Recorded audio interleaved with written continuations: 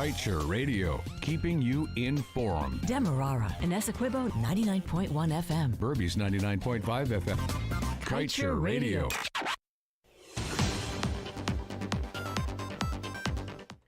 Good day. It is now 12 hours 18 in Guyana. Season's greetings to you and your loved ones. I'm Kevin Smith with your news at noon. On Wednesday, environmental groups sued United States Biden administration to block the sale of oil and gas drilling off the coast of Alaska. The legal challenge was filed by Alaska's federal court. The sale is scheduled for December 30th, 2023, and would see nearly 1 million acres in the Cook Inlet, Alaska, being auctioned off and opening the door to decades of future oil and gas drilling. Earth Justice reported that Cook Inlet is home to beluga whales and sea otters protected under the Endangered Species Act. It also supports thriving subsistence, commercial and recreational fisheries, and a multifaceted tourist industry, fed by visitors from around the world who were drawn by the region's unparalleled natural beauty. The inlet is also essential for Alaska Native communities who have stewarded these lands and waters for millennia.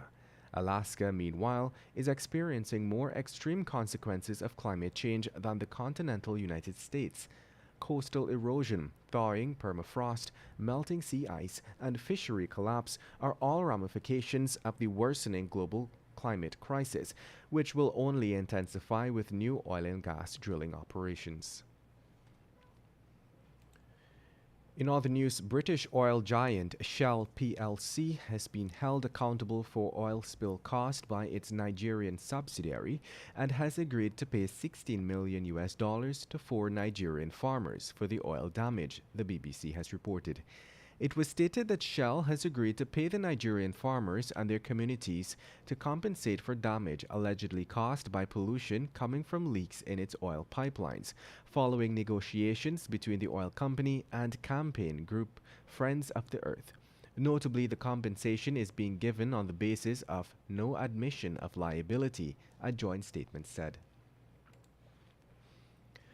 And moving on, a Northwest District pastor was on Friday afternoon killed when the boat he was driving in crashed into another while traversing the Maruka River. Dead is 53-year-old Rudolph Henry of Parakees Village, Northwest District. According to reports, the accident occurred at about 13 hours 30 and involved a 75 horsepower outboard engine boat which was being driven by a 31-year-old businesswoman of Chinese Landing, Burima River, and a 15 horsepower outboard engine boat which Henry drove. And in other news, after escaping from the Lusignan prison on July 23, 2017 and being nabbed in Suriname in 2020, 35-year-old Paul Goria was on Thursday handed over to the Ghana Police Force by Surinamese authorities. Goria, who was committed to stand trial for murder which occurred during the course of a robbery committed on Anthony Brady between March 12th and 14th in 2016, was escorted to the Criminal Investigation Department headquarters at Ivleri after the handover. And in other news, 3 international consultants are competing to review ExxonMobil's field development plan for the company's 5th project at the Uaru oil field in the Stabroek Block. Bayface Limited, Statoil, and De Goiler and McNaughton submitted bids for the Ministry of Natural Resources project at Tuesday's opening of tenders at the National Procurement and Tender Administration Board. And now let's tell you, the Public Works Ministry received survey charts for the expanded Demerara River Channel from RG Holdings Vredenhoop Shorebase Inc. on Friday.